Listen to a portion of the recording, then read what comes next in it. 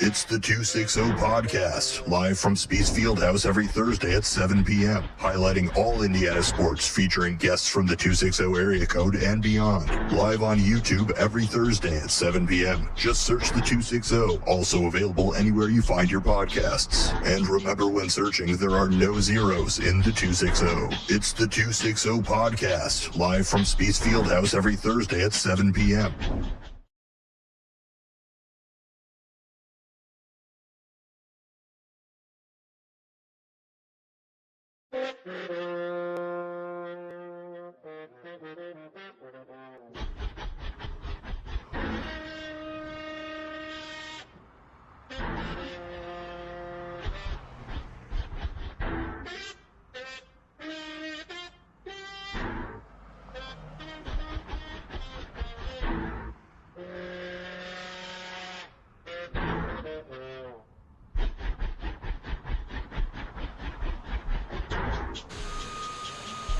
And welcome to the 260. That's right, live right here every Thursday at 7 p.m. at the fantastic and under construction Spees Fieldhouse. And now, here's your host, Dave Rickert. Hello, fans. All right. We got Joe is not here again this week. He's down in the Dominican enjoying the beaches and the sun, and just needed a rest. Hope he's getting it. Matt, we got a new guest with us today, Caleb Roth. Yes, we do. He runs Pit Viper Media, loves football, loves to talk football. So we're going to start with him this week, and we'll go over our current events with it first, and then we'll get into the high school stuff. Sure. So, my wife sent me this earlier in the week. Andrew Eigner of Homestead is in this won the Amateur World Long Drive with a 348. No, 384. Yeah, 384. Don't go dyslexics on us. Let's go. That is a shot. Yeah, that's it's pounding the ball. There's no doubt about it. I mean, I think when I hit mine, it goes 384 the wrong way. Slices. So, yeah. No, and he's going to turn amateur, where I'm turning from amateur to pro for an upcoming event. And I think it's in Vegas this coming tomorrow, September. And he's going to get paid now. Well, it's a smart move. I mean, if you can hit a ball like that, well, why stay on the amateur circuit? You know, go out and make some money doing it. And that's a great move on his part. 384, man. Yeah. That changes the game real quick. Yeah, it makes a nice little, maybe not even a chip, maybe just putting it in, trying to get an eagle. So, yeah, that's good stuff. I mean, when I saw that, I was just like, I don't know how old he is, but he has to be powerful. Yeah. For sure. Did you see the swing? No, I did not. I didn't get a chance. The torque he puts on that body, man. Yeah. It's John Daly shit. Oh, yeah. Yeah. So, shout out to Andrew Eigner of Homestead. Lydia Harold from Northrop just became the all-time leader in goals for the girls' soccer team. The number is 90. I think it already climbed this week. I think they already had a match yesterday or the day before. But senior girl, I don't know where she's going, but she's put the time and effort into her craft. Oh, sure. Well, it's a solid program over there. Year in, year out, they've had a pretty good girls soccer team over there, and she's done a great job of, putting it in the net and helping them win some games. And the boys' team's pretty stout. Yeah, no, they've done a pretty good job with the two programs over there. What is the last 3 years they've won the SAC? Yeah. And that's pretty big when you're talking about Dwenger and all the other schools. Yeah, for sure. That's a powerhouse. Yeah. So, shout out to Lydia. Stratton Fuller picking up 2 offers. You got Eastern Michigan and Duke. You got anything to say about that, Caleb? No, just I saw that this morning too. Okay. So. Yeah, we had him on the show. Oh, it's a Super Bowl show. Him and his dad, they were excellent. Yeah. Excellent human beings, first and foremost. But he's just putting on a show right now. Yeah, I mean, he's, above and beyond most of the talent around here, and that's saying something. As of right now, I would say our second guest coming up, Kaden Hurst from Leo, I'd have to say those two are tied for area player of the year already. Absolutely. I mean, I think he has 6 touchdowns already. Stratton does. And those type of schools, I think, are going to be the ones calling for him. Oh, I mean, again, good quality football player, and he's going to get, I don't think these are going to be the only offers on the board when it's all said and done. So, he's going to have his, he's going to have to make some decisions, and that's a good thing. So, great situation for him. And yesterday was probably a pretty awful day for Mac Hippenhammer of Snyder. He didn't make the 53-man roster. I would assume, I hope somebody gets him at least to a practice squad. Yeah. He's a talented athlete. He played, not only football, but he played baseball. He played some, when he was at Penn State, he was playing Big Ten baseball, and he was actually pretty successful. And, you wonder if the decision goes the other way and he goes to the baseball route. He may have, been playing in the minors right and maybe AA, AAA ball by now. So it's it's a tough business. I remember me and you always said he should have done baseball.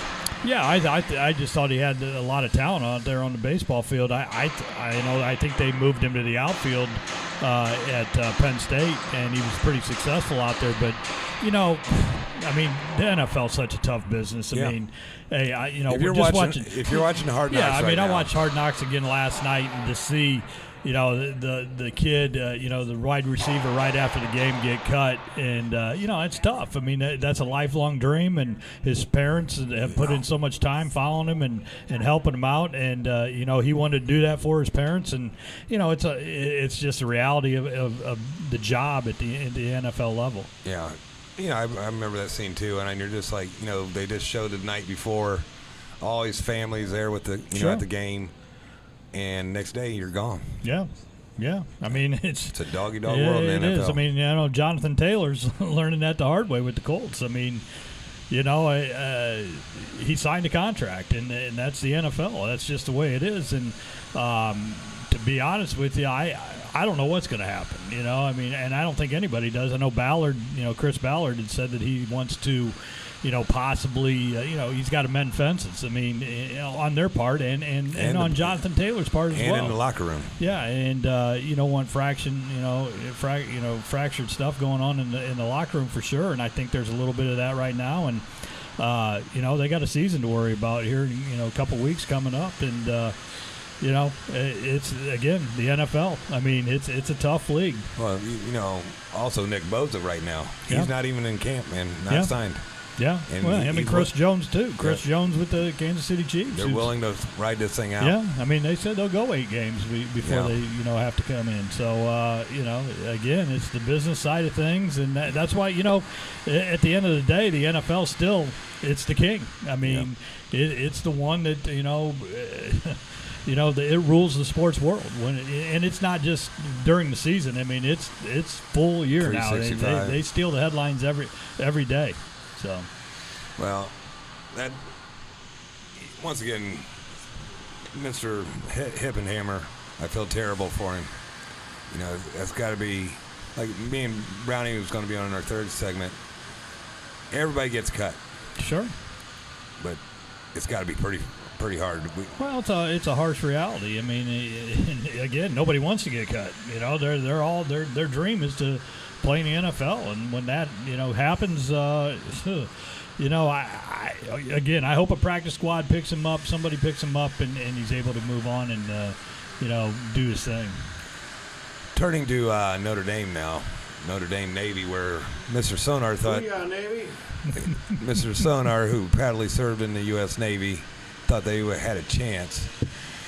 I'm going to say that's the first time I can remember that Notre Dame actually beat them hard. Well, usually Navy's their nemesis. Yeah, they always have been. Well, I mean, that's the difference in having a quarterback too. Yeah. I mean, when you have a quarterback, it's experience like Sam Hartman and 19 of 23. Well, I mean, 251 4 TDs. I don't know if he's too much younger than us, but he what I like about him is he knows the reads. He knows the offense. He doesn't panic. He's not taking off and running with the ball. I mean, he's sliding up in the pocket and he's hitting. The freshman Greathouse had 2 touchdowns and he looked really good, and he's got a body. I mean, he's tough.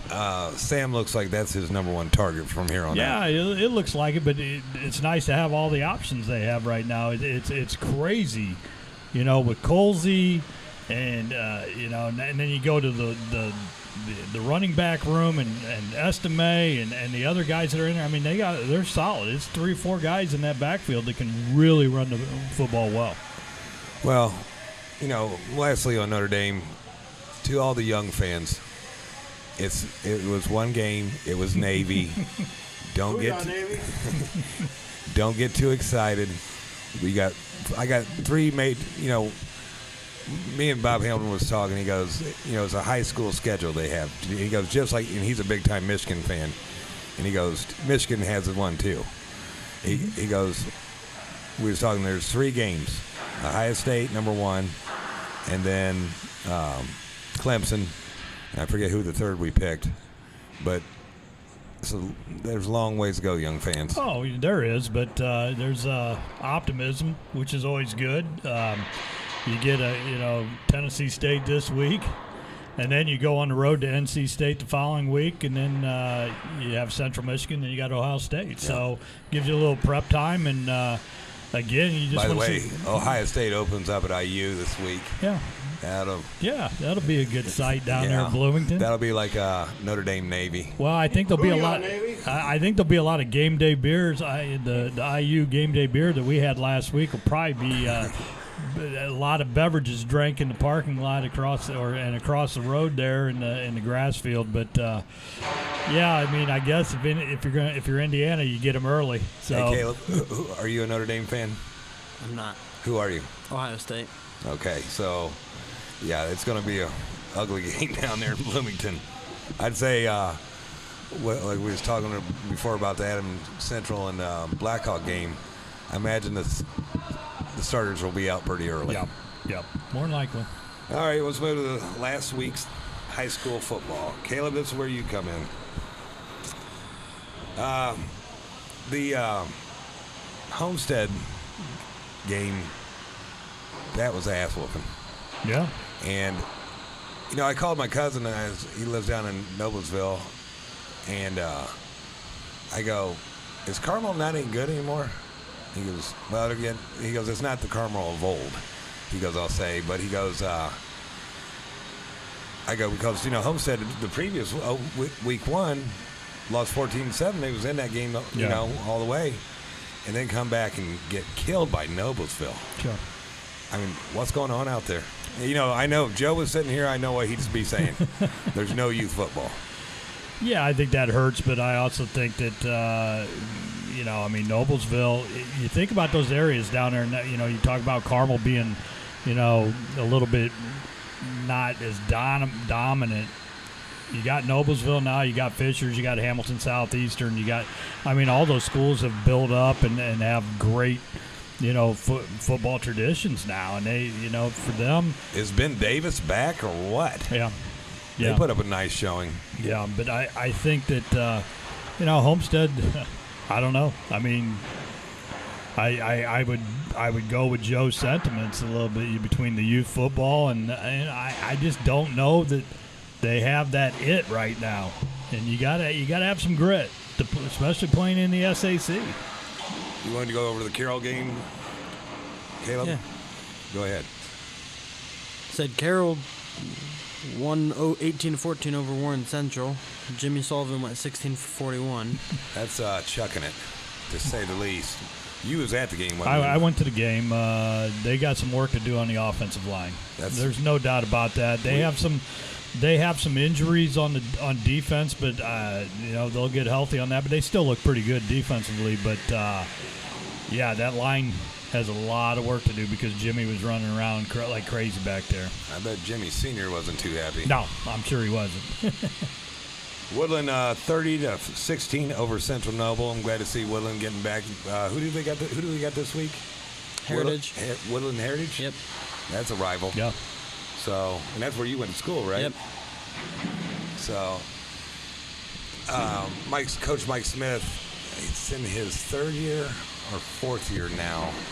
He came in during COVID, so it's his third year.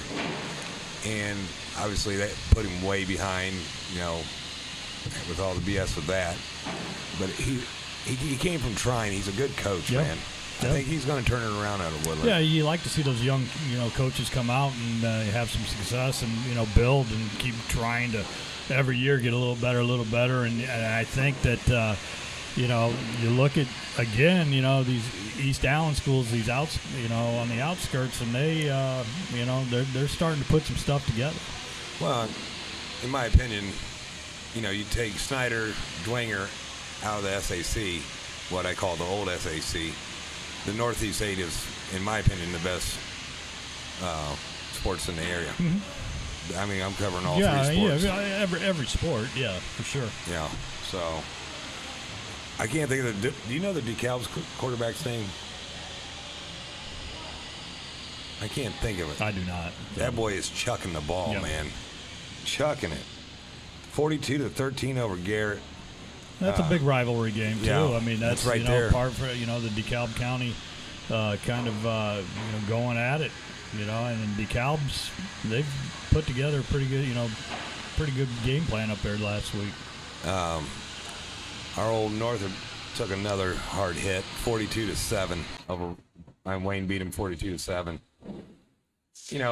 Before the show, we was talking to Charles. I can't think of his last name, but he's a big-time referee, basketball-wise. He's strength and conditioning coach at Northern. He's like, there's guys that should be out there playing that aren't. Yep.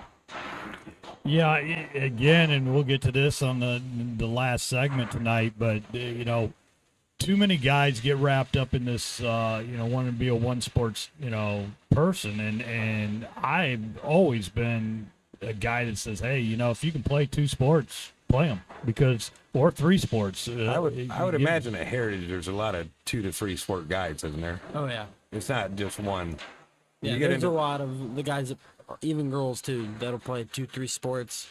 Couple of them even play 4. Wow. So it just gives people, you get a different perspective from a different coach, and you're using different muscles in the different sports, and it gives you, I tell you what, you really look for that guy or girl that's a 2-sport star that excels in at least one, but has the bulldog mentality in both. So, Adam Central doing their normal work 42-7 over East Side. No shock there. Patriots 39-13 over Fairfield. Did you see any of that game? I watched a couple pieces, like a couple plays that they did, and they got anybody quarterback Kobe Meyer definitely stepped up this year. Do you happen to know his numbers? Yeah, he was 14 for 18, 280 yards, 5 touchdown passes, and then he had 83 yards rushing. What year is he? He's a senior. Okay. Heritage has 29 seniors. 29 season. Well, that might be why Summit City want to do a lot of Heritage games this year. Yep. No doubt. When you got seniors, you're usually going to win. Sure. Snyder doing their work. 45-28 over East Noble. Lawrence North 35-13 over Northside. That's now Northside's 0-2. Yeah. They open up with Dwenger. I'm this coming Friday with Dwenger. Leo, what is that? New Haven over 36-7 over Lures. Lures is in trouble. And they played North of 2-0-2. Yeah, we'll see if they get healthy this week, but they're definitely down for sure. And there's problems down in Decatur. I don't understand. Belmont used to be good, but South Adams, a 1A school, beat them 48-0. Yeah. They're 0-2. Yeah, Belmont's been down. They've been down now for quite a while, and you kind of, that's another thing. You kind of wonder, are they getting the right guys coming out for football, because they've got some talent, in the school between wrestling, basketball, and baseball. So And then I did watch this game, and that's why in our second segment we got Mr. Hurst coming on. Leo 42-17 over Angola. And, I mean, that game was over quick. Yeah. And I was glad to see Coach Schorfler about the middle of the fourth quarter, maybe a little bit earlier. He got them all out. Got it. All I kept hearing was sophomore. Yeah, you get them experience, especially when you get in that situation. Give Kaden a rest. Yeah. Well-deserved rest. Columbia City 42-14 over Plymouth. Stratton Fuller sets school record for TDs, and he's only two games into his junior year. I'd say that number's never going to be broken. Yeah, you say that, but you never know when the next guy comes up. I mean, could be his brother. Yeah, I mean, you never know. You just don't. That's a big win for CC though. I mean, Plymouth's a pretty good sized school, and I think you look at the demographics of what is being what's going on there at Columbia City. I mean, great facilities. You're getting some people to move into that area. Getting some Homestead runoff, I'm sure. So, and they're gritty. I mean, that's one thing you can never take away about Columbia City is they're going to have gritty guys. So, it's good to see. We won't. The Saints took another whooping, but good. The one thing we can say is they have the hardest schedule in the state of Indiana. No doubt. You go down and play Cincinnati Moeller. They're one of the great teams. Not only they've always been one of the great teams in the country in high school. So Brownie told me about the running back from Moeller. He comes out, has no shirt on, doing like NFL players going through all his stuff. He goes, he was out in the first quarter, going to the University of Michigan. You have to tune up. And lastly, Blackhawk plays Adams Central this week. Caleb asked me in text, he goes, what do you think? I go, well, one good thing is that both head coaches go to church together. So I would hope Adams Central has the third string in pretty early.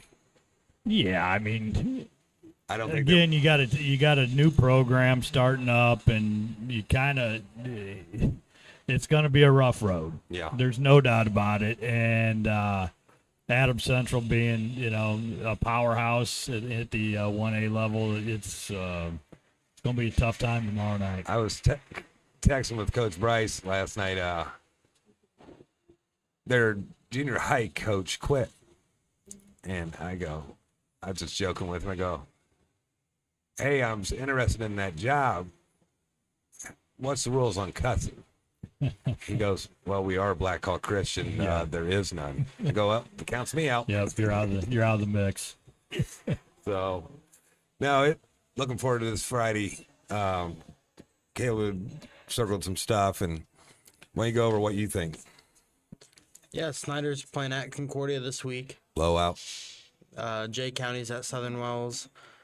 Ooh, that could be a good game. Mm-hmm.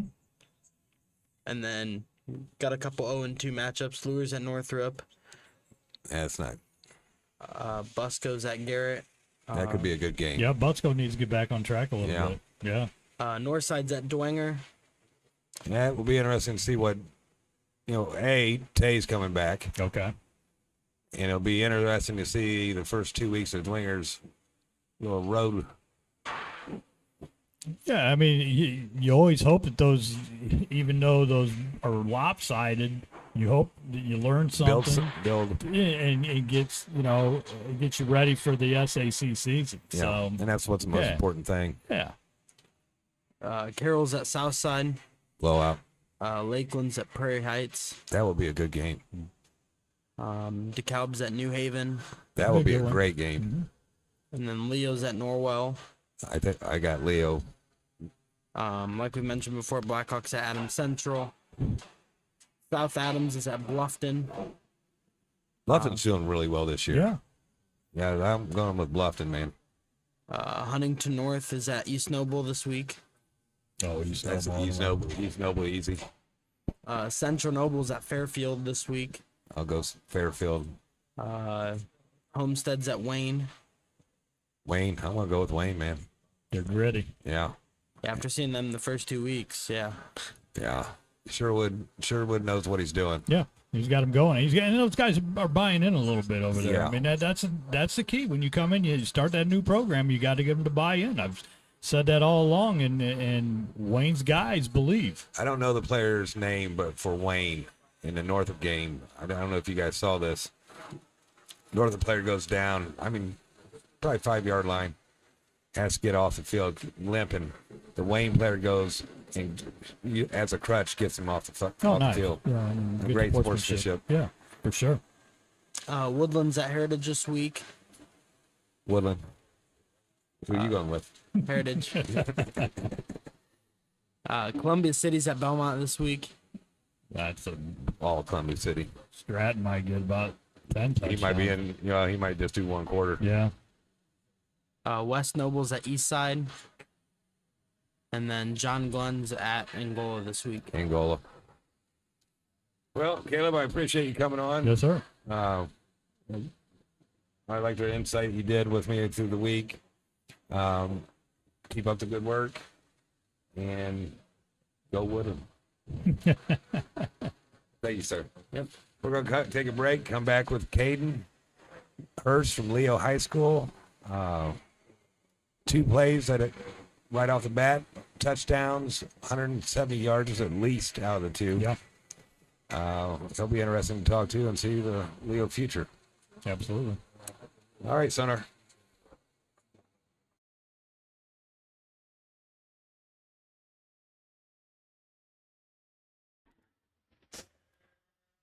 It's the 260 Podcast, live from Speeds Fieldhouse every Thursday at 7 p.m., highlighting all Indiana sports, featuring guests from the 260 area code and beyond. Live on YouTube every Thursday at 7 p.m. Just search the 260, also available anywhere you find your podcasts. And remember, when searching, there are no zeros in the 260. It's the 260 Podcast, live from Speeds Fieldhouse every Thursday at 7 p.m.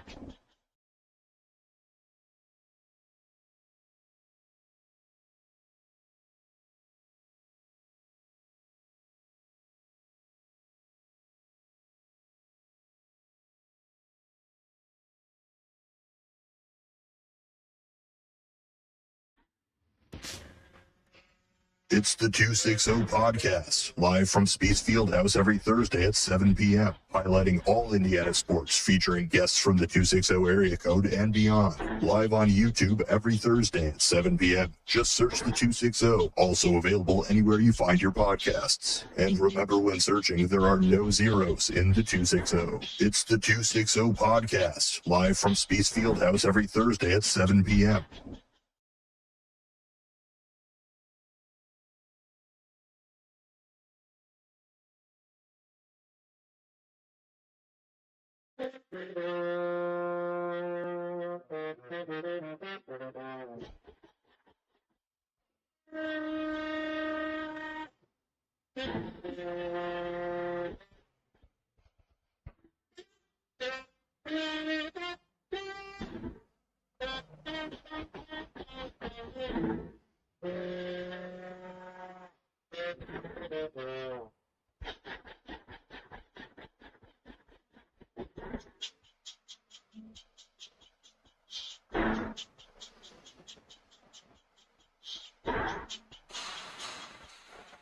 And welcome to the 260. Today we bring you an exciting episode straight from the heart of Fort Wayne's sports legacy, the iconic Speece Fieldhouse. Amidst the hum of construction and the anticipation of change, we are here to explore the vibrant world of sports in our community. Join us as we navigate through the evolving landscape, sharing stories, insights, and passion that continue to make Speece Fieldhouse a cornerstone of athletic excellence. Get ready for a captivating journey into the midst of transformation on the 260.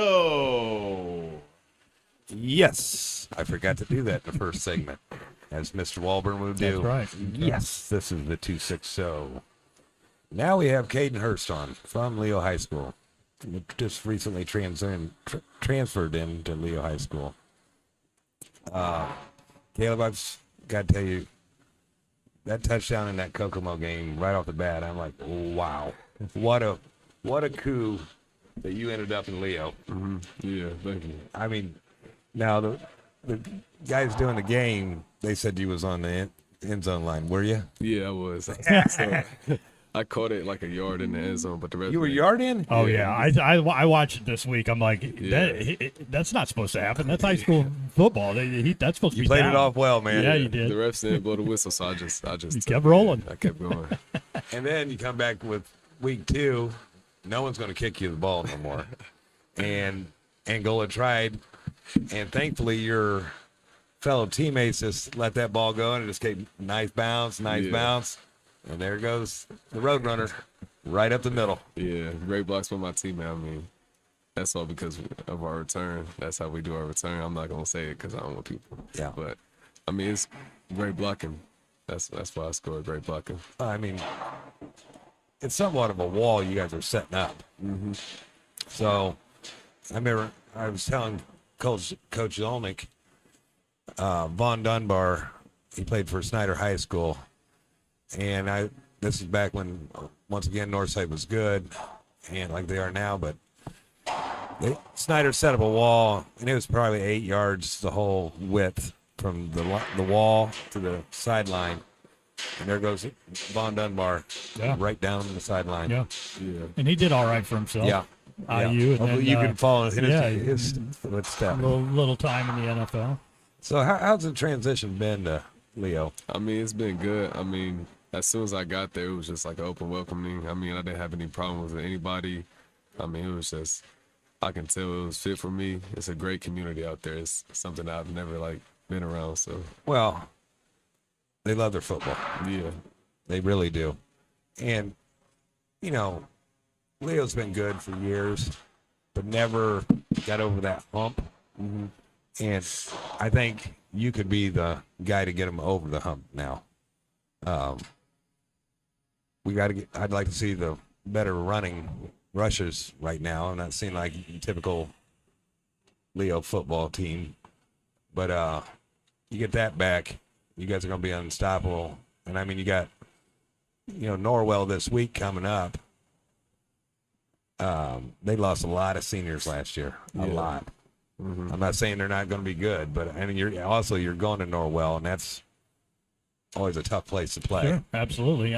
So, Kaden, what's been the preparation like for Norwell this week? I mean, it's just been film. That's all they've been saying all week. Just watch your film. We'll have film after every day. Sure. And then we got to hold ourselves accountable and go watch film on our own, too. Because, I mean, once we watch film for a long enough time, I mean, once we go on the field, it's like we already know what's going to happen. Sure. Yeah. I mean, that's always the key, especially football. I mean, you see that, there are little nuances that they do defensively, and you find a way to break through and find the holes that you can get yourself open and take off. Yeah. Well, I mean, the defense have been in the Angola game was really, really good. Yeah. I mean, Angola lost a lot of seniors also from last year, but they played you pretty good. But I mean, you put it to them early, and there's no coming back from that. Yeah. So, I mean, I texted with Coach Dorfler. Your all-purpose yards is 346. And if you heard me on the first segment, Stratton Fuller's doing pretty good himself. Yeah. But I put you two right now on the top of the area, hands down. Sure. But I mean, you've had 10 plays for 345, 1 rush for 60 yards, 4 receptions for 54 yards, and 13 tackles. We need to get that reception number up a little bit higher with tutties behind it. Definitely. Yeah. What do you work on offense this week?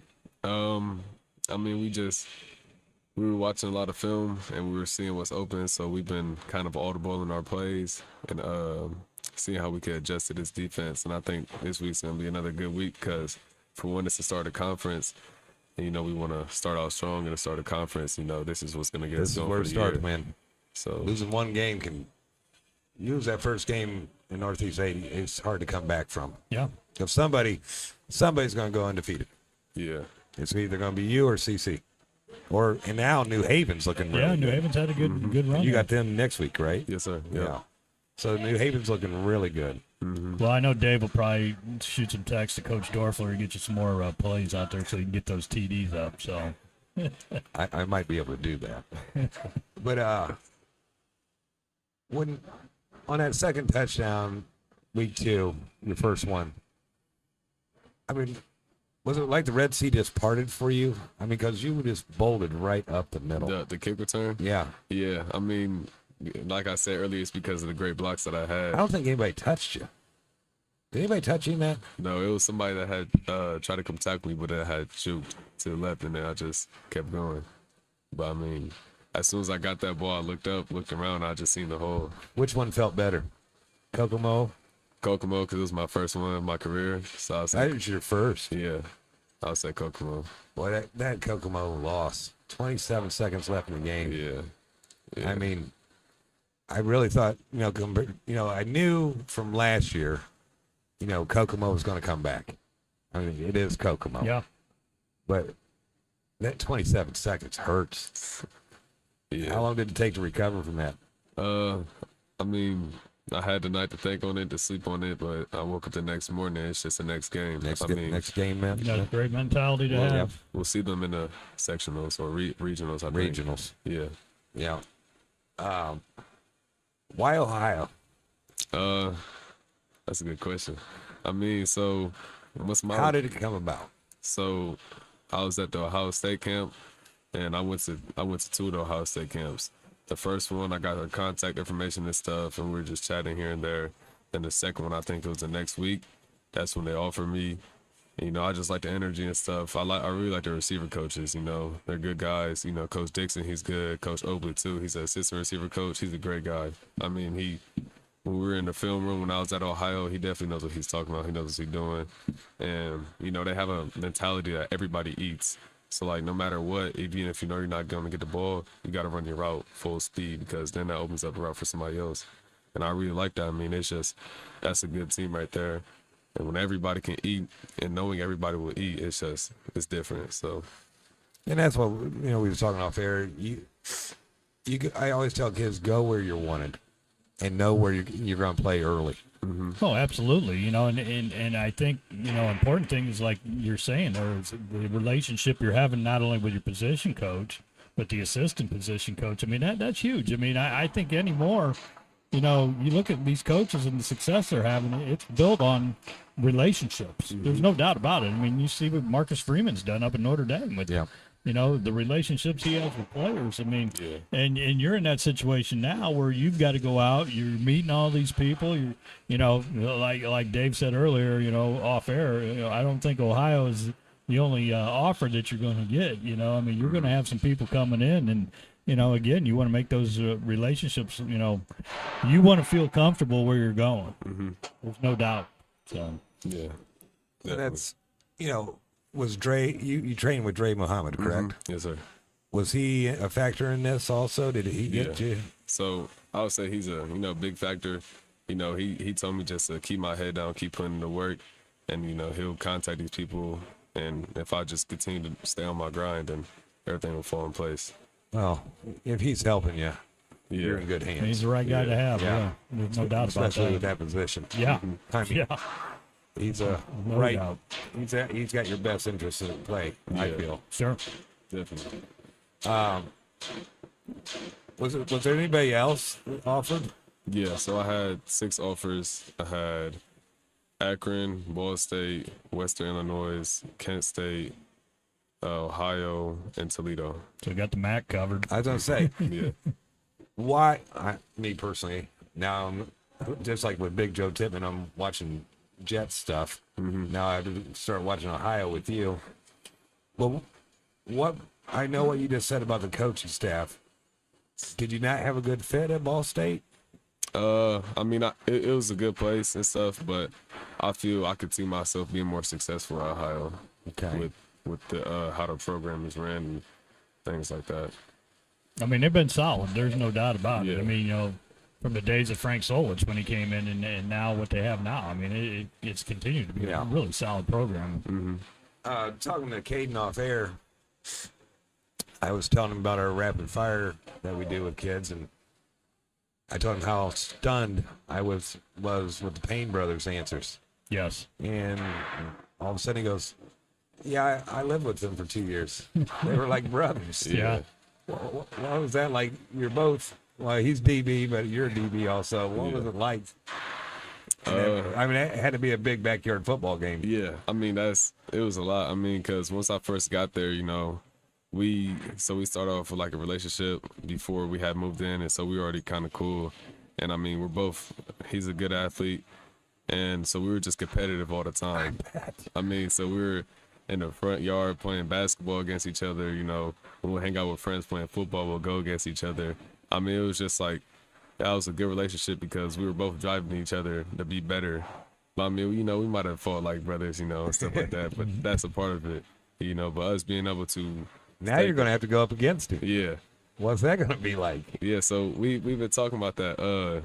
You know, we still texting stuff, and I mean, I'm ready. I mean, it's going to be fun because we used to go from backyard football, you know, playing with each other, playing against each other, to now, like, we're actually playing against each other. Yeah, for real. Yeah, so do you have any musical talents like he does? No. I was just shocked with him, man. Then the whole Grandpa's band opening up for Journey. Yeah, it's crazy. Small world. Yeah, for sure. Looking forward to throughout the season. I know your end goal should be state championship. How do you feel about the team? I feel great. I see we're getting a lot stronger as a team all around, from Kokomo to Angola. I feel like it was way better. Like, everybody's relationships is getting better. I mean, all around team, we're playing better and stuff. And if we keep going, if we keep adding on every week, I feel like we can be unstoppable and we can take this far. I mean, that's the end goal, you know. But we're going to take it step by step. We can't skip steps. We got to continue to go step by step. And game by game, quarter by quarter. Yeah. And play all 4 quarters, you know. Like, I texted with Coach Dorfler. I was like, thank you for making an old man happy. I mean, that was 3 phases of football played well. Mm-hmm. I mean, with you, I'm praising you big time, but when you have a weapon in your special teams, it's a game changer. I was texting back and forth with you because I was at the Carroll game and the punter for Carroll. I mean, oh my God. I mean, it's bad. It's not bad. It's a good thing for him when you're up in the stands and the guys behind me were clocking to see what his hang time was. That's how good he was. I mean, he's 4.2 on the hang time. He's averaging about 45 yards a punt. I mean, and you just don't. But it's a game changer, just like Kaden is. I mean, when you have those guys, they change the whole dynamic of a game in the right direction. What was his long that you said? I couldn't tell you. I mean, I know he had some bombs down at Hamilton Southeastern. So, but yeah, I mean, the guys behind me are like he's 4.2 on the hang time. Like, it's huge because it changes the field position. I will say you're a kicker, not being a soccer player. He's Brett pretty Fuller, good. Brett Fuller, yeah, he's good. He's been working on that kicking. And yeah, he's doing good. I prefer a soccer player to step up and come out and play, but your kicker's doing all right. Yeah, we got plenty of confidence in him. Yeah, he does. Does he do the punting too? No, that's Riley Stewart. Riley Stewart's our punter and PAT kicker. Yeah, he's good too. He has a leg on him. We've been doing a long distance kicks. He's good. You know what his best is? From what I've seen, it's been like 45, 50. Nice. But he might have got farther than that. Consistently? Mm-hmm. We did a couple in a row. Well, in my opinion, special teams is what wins you. You have to have all 3 phases. I mean, you got to be good in all 3 phases. There's no doubt about it. But that special teams can change the dynamic of a game real quick. That's what Coach Dorfler preaches, because last year, Leo, Columbia City beat us from that special team. Sure. Yeah, and so your relationship with Coach Dorfler, how's it been? How is he open to the communication? I mean, how is he? It's good. I mean, it's not like he doesn't play favorites with anybody. You know, his communication with everybody is good. I mean, he's an open book. Oh yeah, he was one of my assistant baseball coaches back in the day. So I always enjoy him having success, and it's good to hear that there's the dialogue that's going on. Yeah, he's a great coach. I mean, he definitely knows what he's talking about, and when there's a problem, he addresses it well, and we fix it. I mean, that's why I see us building up so strong. Sure. No, well, yeah. I mean, like you said, every week, if you can keep building and building, that team camaraderie can just take you a long ways down the road. Yeah, definitely. Well, I mean, your defensive coaches, Coach Z, Mike Newman, and what's your coach's name? Coach Jackson. Yeah, Coach Jackson. I mean, you got a pretty stout group there, and Mike Newman's been doing it for how many years? 100 years. 100 years. By the way, shouts out to Mike losing all that weight. He looks great, doesn't he? Wow. Yeah, he looks great. I got to talk to him. He lives by me, and got to talk to him this summer, and I did like a double take when I saw him, because you don't see people in the winter. You come out, and it's like, man, he looks great. Yeah, I saw him. He's a great guy. Great coach, and it's good to see. Yeah, he looks great. I saw him at the Leo golf outing up at Noble Hawk. I was shocked. Yep.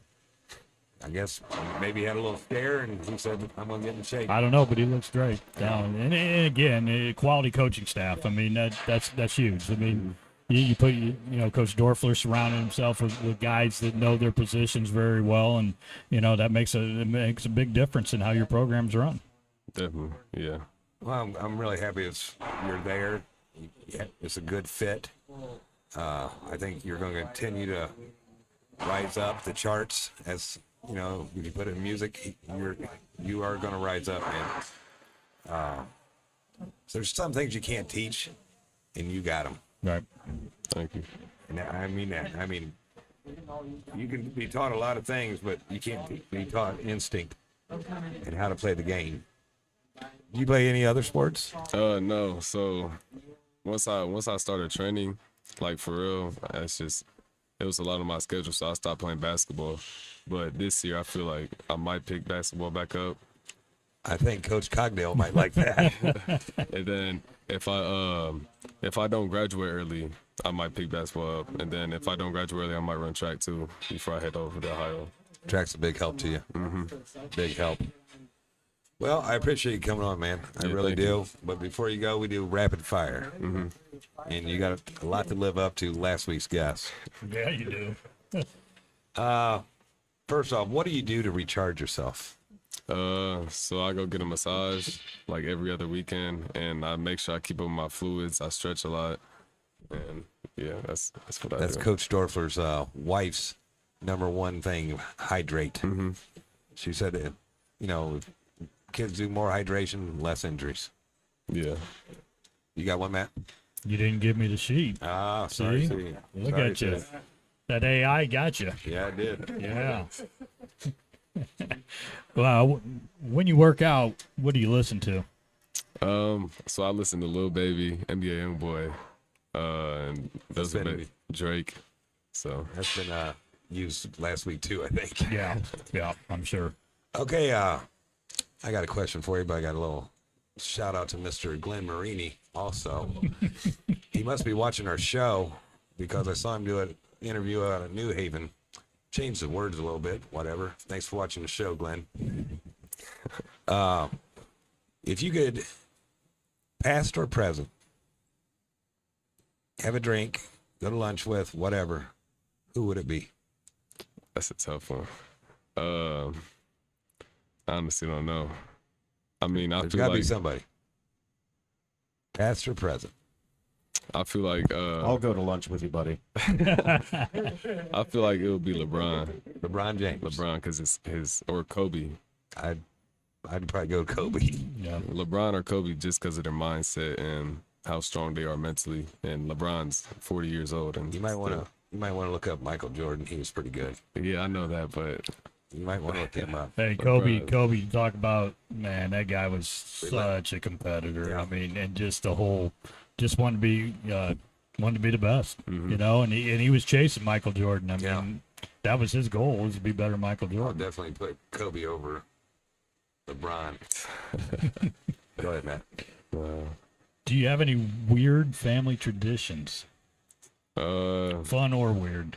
I don't think so. I mean, I don't think it's weird. I don't think any of it's weird. So Just normal to you? yeah, It's normal stuff. This is normal. Gotcha. What is your favorite restaurant in the fort?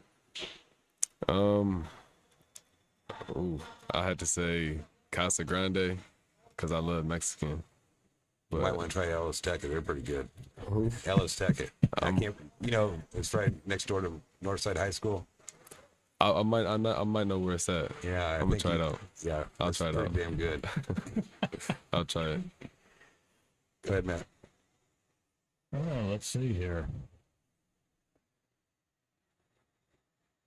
What song do you sing when it comes on? Like sing or rap. Whatever you got to do, buddy. I would say "Humble" by Little Baby. That's a great song. I know lyrics. So if they're playing that pregame on the out Yeah. on the speakers, you're already you're in full mode. Yeah, I'm fully locked in when they play that song. Well, buddy, I really appreciate you coming on.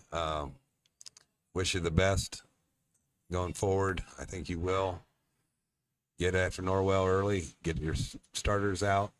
That's what the game plan should be from here on out until you get to CC. Be prepared. It's a game plan for that game too. Okay. Appreciate it. Yeah, thank you. Yeah, thank you. All right, Sonar, go ahead and cut us out. And I'll wait before I say anything.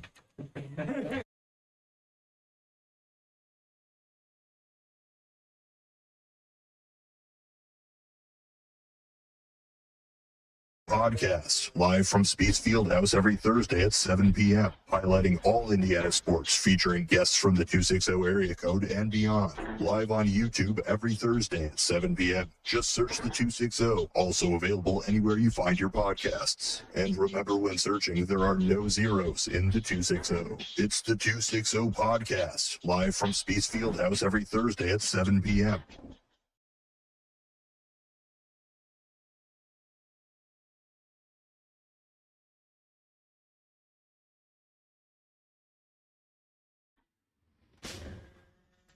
It's the 260 Podcast, live from Speeds Fieldhouse every Thursday at 7 p.m., highlighting all Indiana sports featuring guests from the 260 area code and beyond. Live on YouTube every Thursday at 7 p.m. Just search the 260, also available anywhere you find your podcasts. And remember, when searching, there are no zeros in the 260. It's the 260 Podcast, live from Speeds Fieldhouse every Thursday at 7 p.m.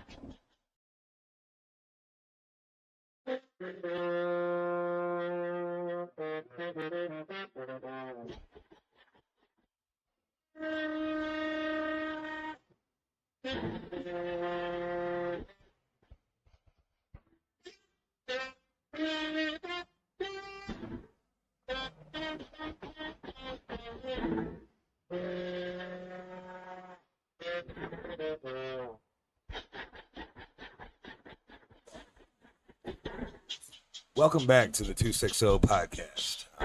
Now we transition into Mr. Stevie Devine and Brad Brown. Brad is assistant baseball coach at Dwenger and football, and Stevie is assistant coach at Dwenger baseball also. Known Stevie since he was an 8-year-old. I was 12. He was that good. He played up as an 8-year-old. And I've known Mr. Brown for probably about the last 6-7 years. Wallen kid. Played two sports or three sports? Two. What do you want me to play? Basketball? I was going to say, you ain't got no agility. I had some intramural skills. I bet you did. So, this part of the show, it's what I'm calling the realities of playing college sports. Stevie has a background of doing camps on the East Coast and the West Coast for very, would you say, high-end education schools?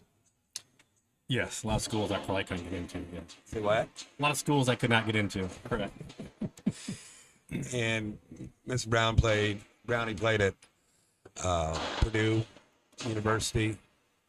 And the reason I want these two guys, I wanted them to tell their story and tell the young kids of not just, it's just not baseball. This is, this transcends to all three sports, wouldn't you say, Matt?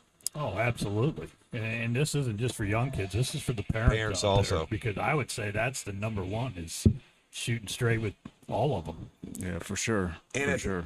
Here we are into August, going into September tomorrow. A lot of things starting to happen in the fall. And parents and the kids need to know what they're getting into. So, Stevie, why don't you start off with telling them what you do on these camps and what you try to help? Yeah, I work for a great organization out of Washington, D.C. It's called Head First. We do 2-day camps. Get a lot of high academic student athletes with college coaches, and the kids get to offensive showcase, defensive showcase, and play live games. And I think the best thing is what they get to do is the interaction with the coaches. Coaches are in the dugouts. Coaches are on the field. They're shaking hands. They're having real conversations. Kids are looking coaches in the eye, which is kind of scary for some kids. Yeah. And we could see these kids, and over a 2-day event, their confidence grows. Hey, I can play with kids all around the country.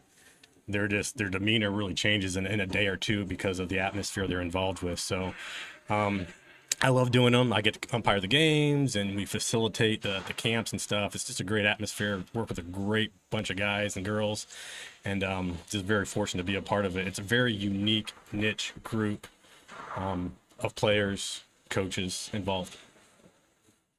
And, even camps around here, like St. Francis is getting ready to put their camp on. Indiana Tech, I believe, has one too. I would tell kids, I think you guys would agree, get to those camps first before you waste the money going to the high-end Big Ten schools and see where you stand out. Would you agree with that, Brownie? I mean, I absolutely agree. If you can get to a camp locally, I mean, why wouldn't you? Yeah. I mean, if it's in within the budget and it's got something you're interested in, why not? You don't need to go Michigan or IU or whatever. If you can, great. But if not, there's a lot of good quality camps around here. There's a lot of good coaches around here. And to that point, Brad, when you say Michigan, IU, wouldn't you say those guys already have the kids they're looking at already?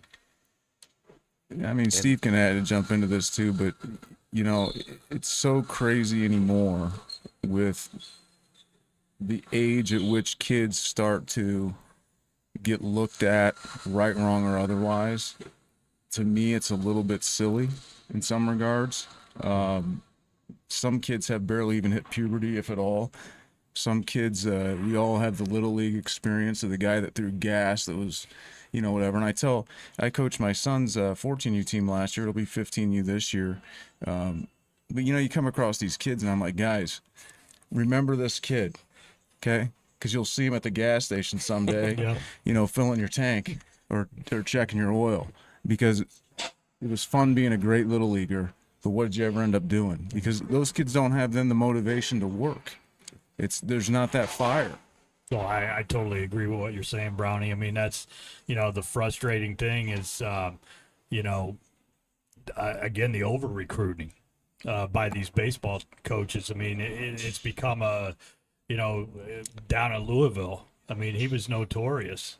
McDonald was for, he over-recruit. And the next thing you know, some of these guys are out here, they're out because, hey, I committed to Louisville.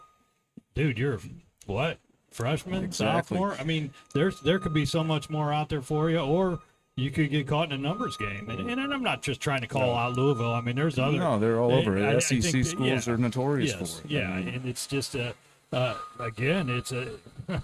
Don't get it's a caught up in the heartbreaking. letter. It's a heartbreaking situation at the end of the day for some of these kids because they're a number, and it's crazy. Think about this, guys. Today is August 31st, 2023.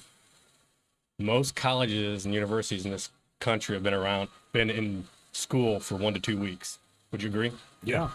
Easy. There are hundreds, maybe thousands, maybe tens of thousands of kids all across all sports who are thinking what right now?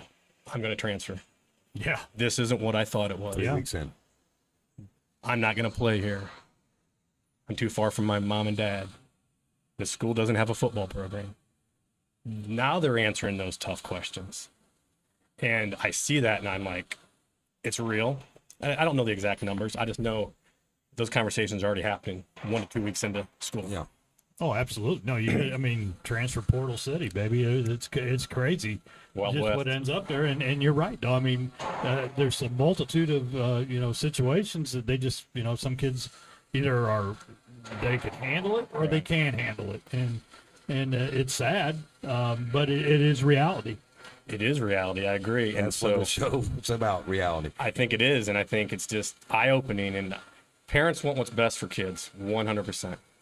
And I think high school coaches, college coaches, that communication needs to improve. I think summer coaches, you and I have had some amazing, wonderful conversations Yes, we about have. summer programs and high school coaches and the disconnect. And I'm just talking baseball. But we have a great opportunity, though, too, to come together. And I've talked to people who are willing to have those conversations. And they're not always easy conversations, excuse me, but it's better to have that conversation now. And I think that's just a growth opportunity for kids and their parents. Well, me and Brownie was at lunch this week, and I brought up Noah Frymuth. Yeah. And Brownie, go ahead and tell the whole story about Noah. Well, Noah, obviously a very talented kid for us at Dwenger, a leader first and foremost. Wasn't afraid to do anything, did whatever he was asked, volunteered to do everything, right? And got an opportunity after high school to go down to Purdue as a preferred walk-on. That was Coach Schreiber, Doug Schreiber, who's now the head coach at PFW. It was his last year, and Schreiber talked to Noah, and they had a good conversation, and Noah ended up going down. Unfortunately, then, Schreiber and Purdue parted ways.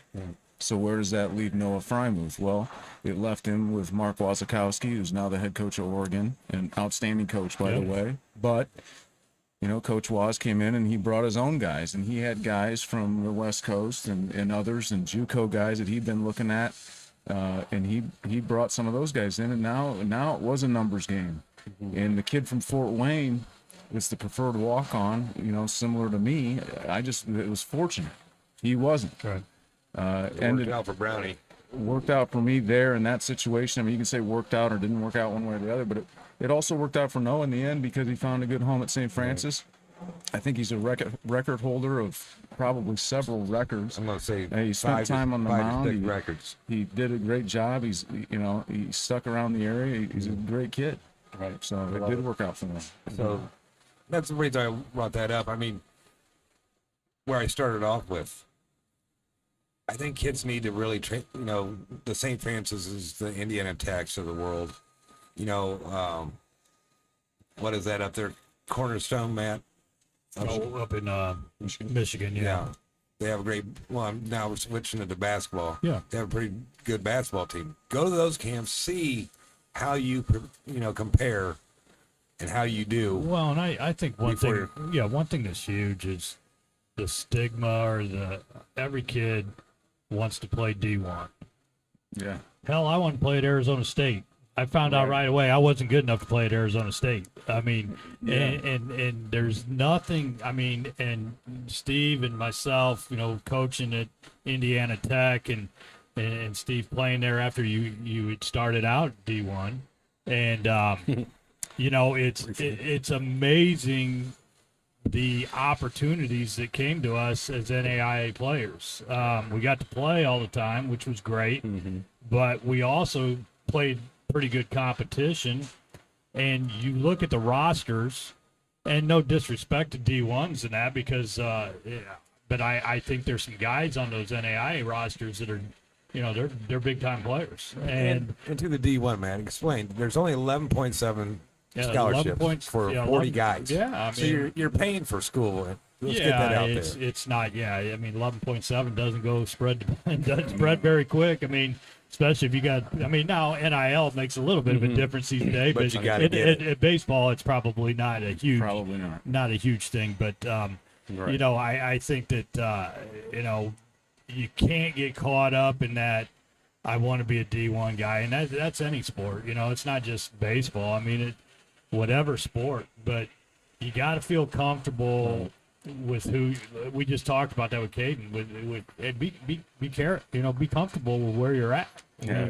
If you're good enough, you're going to play, and you're going to have to battle. I mean, and I've said this all along that college athletics is a job. Yeah, full-time job. And if you don't understand that, go follow an athlete around for 1 week, and you'll be amazed how hard it is. And 2 hard knocks right now that's, we've been talking about. Aaron Rodgers went JUCO. Yep. Stop and think. I mean, kids probably don't even know that. They're thinking he's the greatest, great quarterback, but he had to go JUCO. Yeah. But again, it's back to that development. I mean, Aaron Rodgers wasn't Aaron Rodgers at that time. Right. So he grew into the Aaron Rodgers that he is today. Yeah. He took the JUCO route. Nothing wrong with that. Maybe that's where that kid belongs at that time to develop. Joe Walburn went JUCO. Yes. He was player of the year. Yes.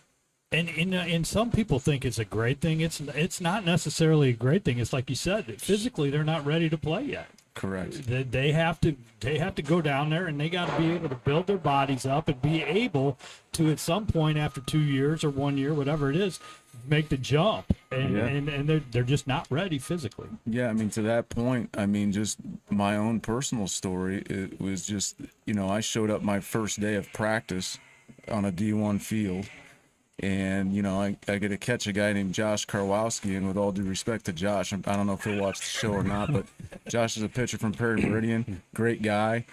He's my first bullpen, and it's literally Yeah. And I looked at the kid next to me, Steve Lorick, a kid from Appleton, Wisconsin, and I said, Steve, Karwowski, he's pretty good, right? And I tell this story to guys, as the Joe Tippmans of the world and guys that have opportunity. They said, Lorick looks back and he goes, Karwowski?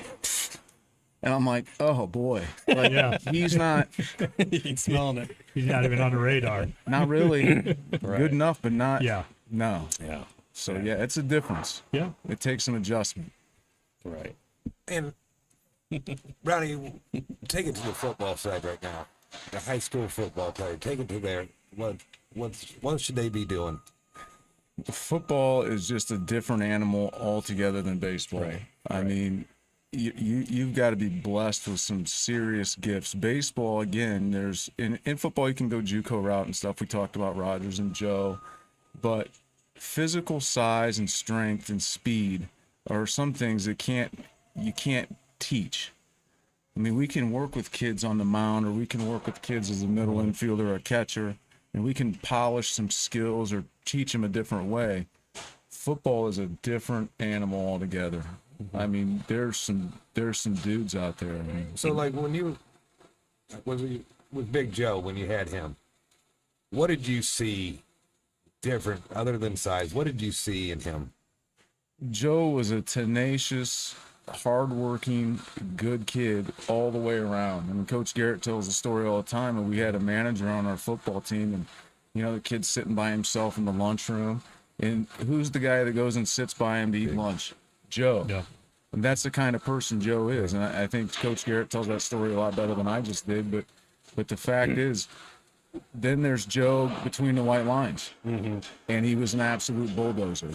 And you just do not get in his way; he'll destroy you.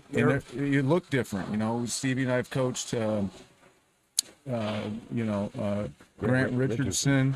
We've had some guys around. We've coached against McKinstry. I mean, these guys, they look a little different. It's different. Okay, and it's not because they went to so and so every day for $50 an hour or whatever. It's because they worked on their own. I mean, they worked on their own. Well, and you talk about the physical blessings. I mean, I always tell the story, with Garrett Shanley. I mean, you're 6'3", 6'4", you're 185, 190 pounds, you're left-handed. Yeah. That's pretty good to start off with. Pretty good and then to once start. you get it polished, and now, Double-A with the White Sox. I mean, and that's just but it took him time, too, at University of Cincinnati. I mean, he got drafted in the 30th round by the Reds and out of high school, but he needed to go there, and he needed to get things polished up, and it took him quite a while. I mean, it was 3 years before he really started to get on solid ground out there. a lot like another example I can share of Andy Helmer. I mean, Andy Helmer was a sophomore when I was a senior, and again, a 6'6" kid, long, lean, lanky, could whip the ball in. He got drafted by the Yankees out of high school, passed on that, came down to Purdue with me. And you know, Coach Green at the time thought he was the greatest thing since sliced bread, like everybody that comes in fresh, like, you know. And he found out real quick that his 94-mile-an-hour fastball didn't mean nothing anymore. Yeah. It was straight down the pipe, and it got turned around. And he made the adjustment and got drafted again. Ronnie, when you talk about, you know, you just see something different. At lunch, like we was talking, you know, you tell every kid during cuts, you know, I got cut, everybody gets cut. What was, you know, with Mac Hippenhammer not making the 53-man, what did you see in him? Well, first of all, Mac was blazing fast. He gets on base, he's on third before he could blink your eyes. You know, talk about tracking down a ball. He's going to track down a ball, and then at the plate, he's always getting on. He just found a way on. Whether it was a slap hit, he knew how to hit. And he did a heck of a job. Football-wise, what did you see? Again, the speed. And Mac was before I started coaching over at Dwenger, so a year or two before I started helping with football. But again, the speed was different. I tell you, you was in my head all day yesterday because you just said, you know, we all get cut. Yeah, I tell the kids that, and Steve's heard it probably a million times. I mean, you know, it's tough on us as coaches when you have to cut kids because you're ending someone's dream. And it is the worst day for us coaches at I would agree with that 100%. It's just, you see a kid that we call a bubble kid, and like, well, if we had the time. Well, in high school, you don't have the time to work with them. You got a couple of weeks, and then it's JV and varsity separate, and you know, you go your happy way, and you don't see them again. But that's the hardest day, is making cuts, and it's just tough. It's tough. But I tell the kids, like, look, at the end of that, I mean, we've all been cut.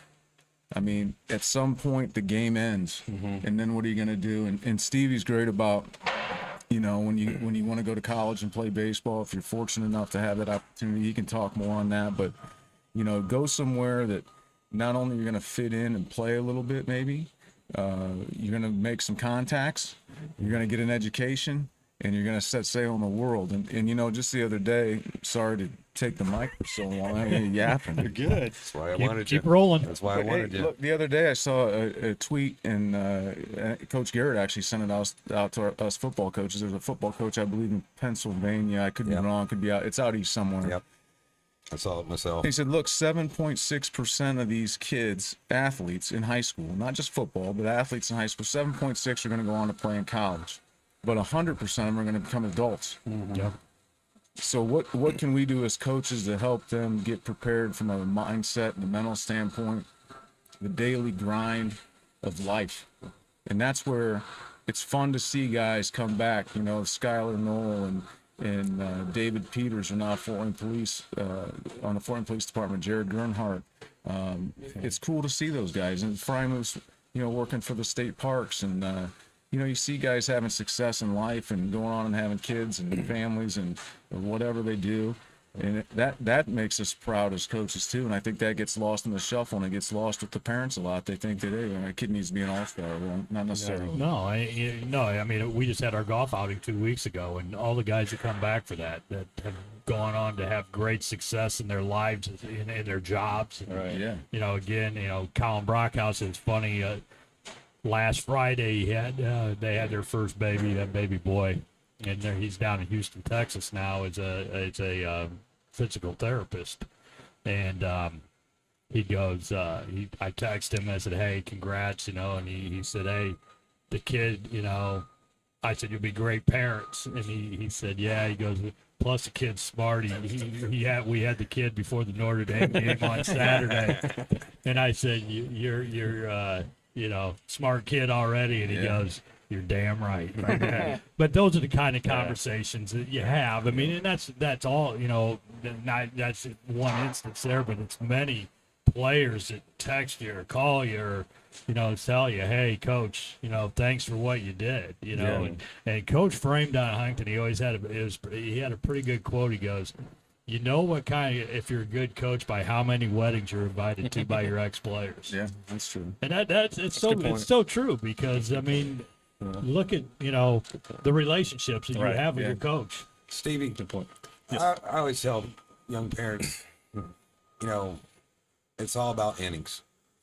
Get your kid as many innings as he can because, the end of the year, 8th grade year is coming fast. Sure. And then here comes high school. Sure. He goes, to my point of, we had Dean Dorfler on. And Dean did great, in my opinion. Yeah. But I always tell him to go to Wildcat still. You were a big part of Wildcat. Yeah, played over Northwood. Yeah, we're all alumni there. Alumni. Oh, yeah. Coached Wildcat. Coach Yeah. Brownie coached Wildcat too. I coached at Hamilton Park, and we had great kids there. And some of those kids that I coached at Hamilton Park actually played high school ball. I might have played high school ball against them. Some went over and played college ball with us too. But yeah, just Wildcat baseball is just fantastic. It's development. It's playing. It's playing. Yeah. It's coaches and players. Because Out there what I was stuff getting is to, great. here comes 9th grade. This goes to what Brownie said. Somebody's getting cut. Sure. And here's what I think about from a baseball standpoint. At some point, we're all going to take the uniform off, right? Yep. What are we going to, we can still be engaged in baseball in some capacity. There's, Kevin Kiermaier plays baseball for Toronto. His brother does what? He's the groundskeeper at Wrigley Field. Wrigley Field. He's involved in baseball, right? Yeah. Hunter Sosenheimer, same deal. Yeah. Oh, yeah. Medical Right. problem. Yeah, 11 years old. Yeah, Right. And Turned it into a positive. yeah. Correct. And so baseball, I think I love it. It's been so good for a lot of us. It's, how can we stay involved in it? How can we stay engaged in the game, if the uniform does come off and stuff. So for all of us, it will come off at some point from a playing standpoint and or coaching. And, but it's captivating. I know people who are involved in baseball. A buddy of mine, he played baseball at Harvard, was a 2-time captain there, was a bullpen catcher for the Red Sox. Great. He stayed involved in baseball. Yeah. And he's a teacher now, and he's still involved in sports, and I see him at camps. Another buddy of mine played college ball out north at Northeastern. He spent 24 years on the groundskeepers of Fenway. He's got stories. Yeah. So I mean, bet he does. he's involved in baseball. So I think there's just a lot of things we can do in baseball if it's not actually playing the game at some point. And you guys are once again blessed with your Mr. Thomas. Does he, in you guys' opinion, have what it takes? Like, we was talking about Noah. I mean, in my opinion, Braden's a kid that a lot like Big Joe, right? I mean, a selfless, hardworking kid. I mean, he's been a leader of our team, I would argue, since probably a couple weeks into his freshman season, to be honest. Wow. Just That says a lot. not so much vocal, right, as a young kid, but leadership example of he's hustling, he's engaged. Here's a kid that plays for the Bulls, okay? He could be one of these kids like, these high school coaches, whatever, right? But he's not. He listens to what we tell him. He may ask questions.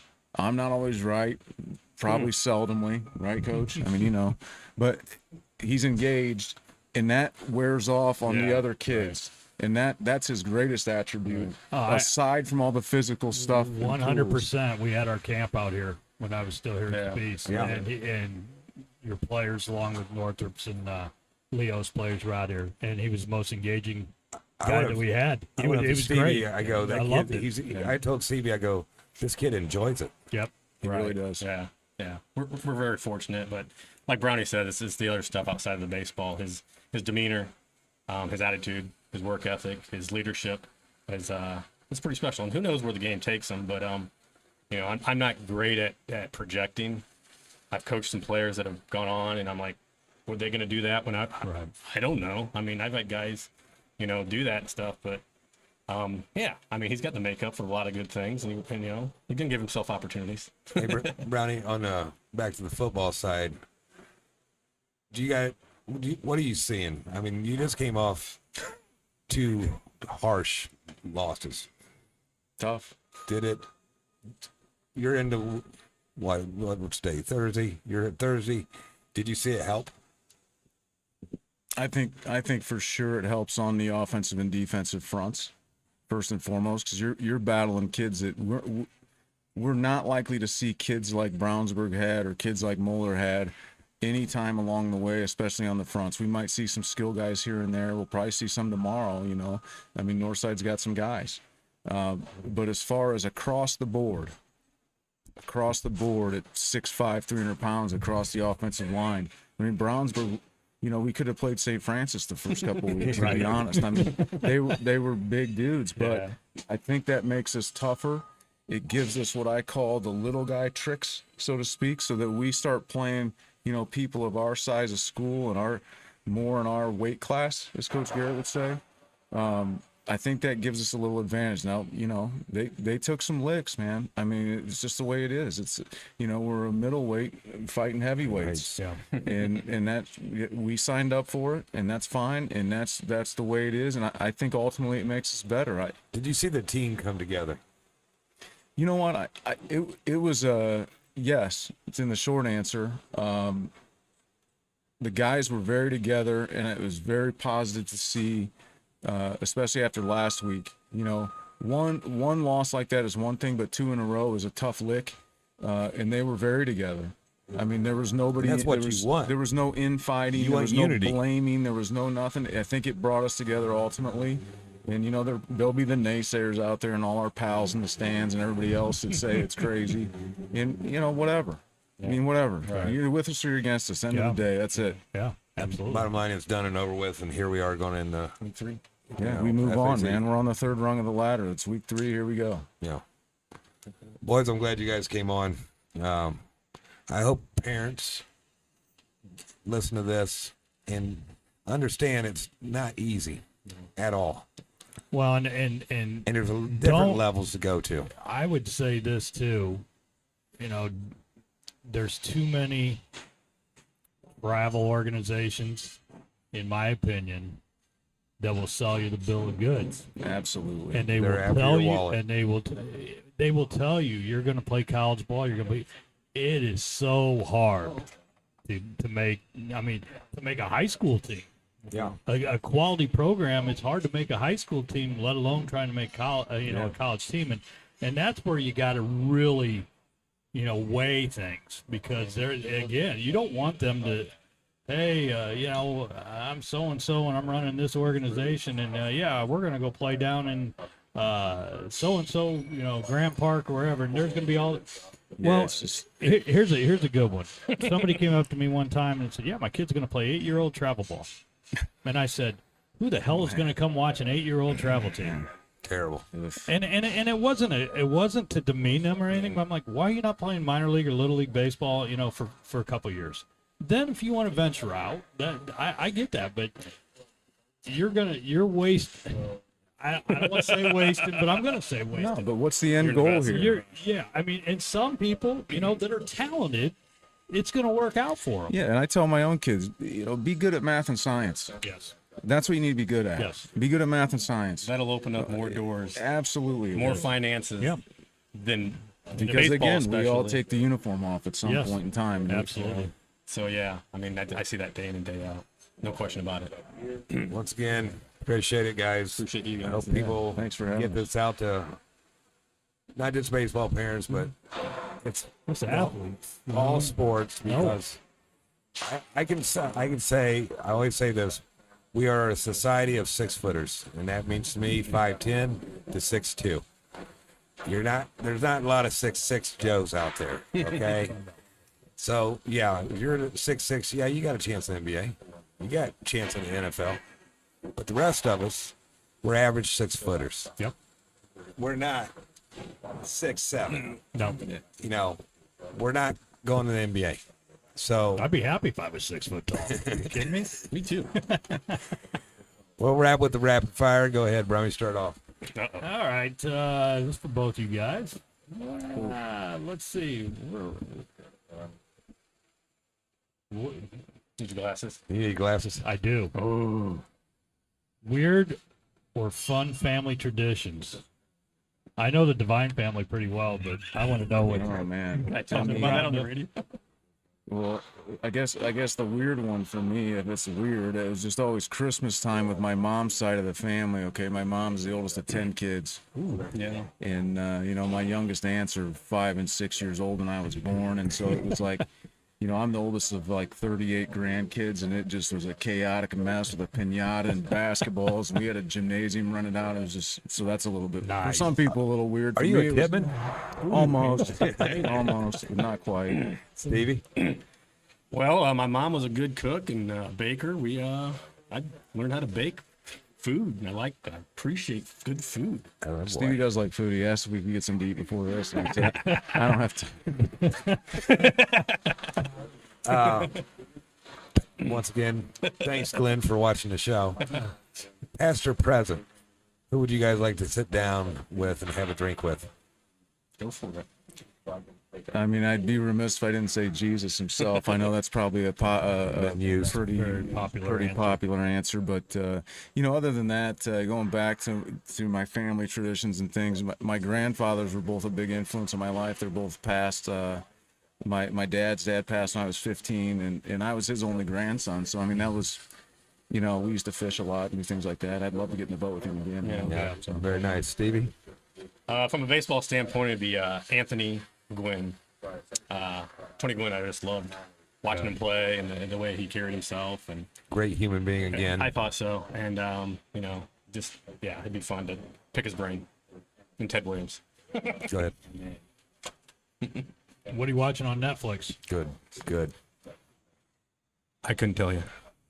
I'm probably not watching Netflix in the last month or two. Really? He's been busy. I'm watching Swamp Kings right now. I got the fourth episode up tonight. Not an Urban Meyer fan by any stretch of the imagination, but the show's pretty entertaining. Yeah, I watched the first one so far. I haven't started it yet. Yeah, It'll be good for you. What's your favorite restaurant? I'm pretty sure I know what Brownie's going to do. What's your favorite restaurant in the fort? In the fort, you know what? I love Mexican food, and I'll go to Salsa Grill. Salsa's very good. I can handle that. I'll give the shout out to Jason. I knew it. Jason Pavini over at Black Canyon, man. Yeah, good call. That's been the number one answer. Number one answer is there's not one thing on that menu that isn't good. Black Canyon by far number one answer. Yeah, for sure. I'm gonna go with the final question here. Okay. Greatest sports moment For me, for both? Yeah, could be in the coaching realm, or it could be on playing. Yeah. I probably get emotional about talking about it, so I don't know if I can talk about it. Try it. I've had Mitchell Sims. Yeah. Brummy knows him. Yeah. Kid I recruited out of I was an assistant coach at Indiana Tech. Went down to Kentucky, St. Catherine's Community College down there, beautiful campus. Head coach Brad Shelton, who's a great coach at Cumberland now. Recruited some kids in the summer, and Mitchell happened to come to Indiana Tech. He would have came in the fall of '99. 2 weeks later, I left to go out to Maryland to grad school. So several years after he graduated and was done and everything, we're at an event, at Indiana Tech event. Yeah. And he come up to me, he's like, Coach Devo. He said, thank you. And what he said was, He wasn't lying. Take your time.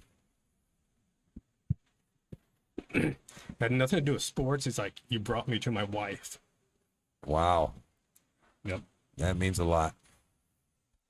So Very good answer. it was something. Yeah. Very good, Stevie. I don't know if I can top that. But, I mean, winning the state championship in football was great. But the only thing that sticks in my brain, because I wasn't, again, I wasn't some all-star kid. I grew up playing at Wallen and all that, but I was just run-of-the-mill. I batted 7th, 8th, or 9th, probably pretty much my whole life. Whole career. I just ground through it, right? But when I was 12 years old, we were playing the Hammond Chiefs in the state championship game at Garrett. right up there at Garrett, Yeah. And we're winning by 1. And they got a kid on third, 2 outs. I'm playing left, which, believe it or not, I played outfield, Brummy, a little bit. I can see it. I had a freaking hose. And sun is right in my eyes. And this kid that's up hits a missile right into the ball of the sun. And somehow it found its way into my glove, and that was the end of the game. Nice. And it was the only time in my life my dad goes, "We're going to Dairy Queen," and I was like, all I did was catch the ball, Right. like that's what I was supposed to do, right? But everyone's like, "How did you?" I mean, yeah, I just did. I just did. And then, the next week, then we go on to the regionals. By the way, good answer with Jesus now. He was on your side. Right. Yeah. So we go on we get the flip down sunglasses for everybody. Oh, yeah. So then we had to wear those, which were a disaster. But Okay. We're going to wrap, but Brownie, I want you to tell one story for me.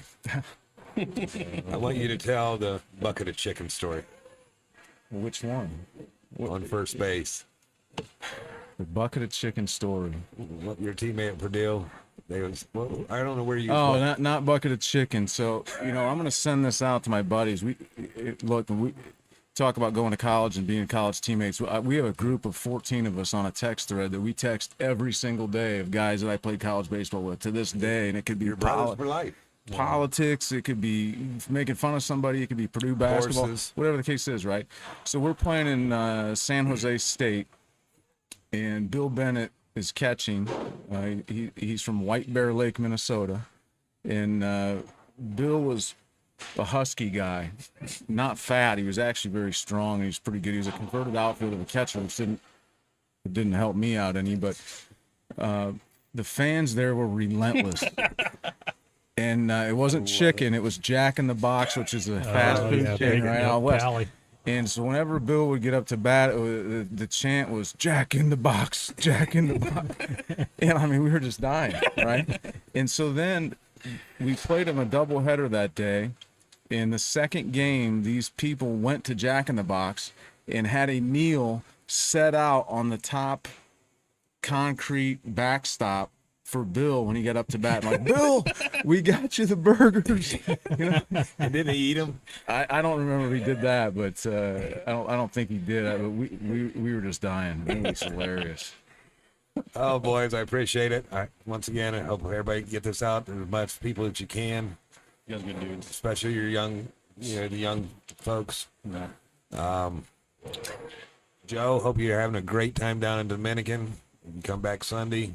Enjoy the sun. Absolutely. Waves. Matt, appreciate your time. Yes, sir. Charlene, appreciate you. Sonar, thanks for making the trip again. And we're out.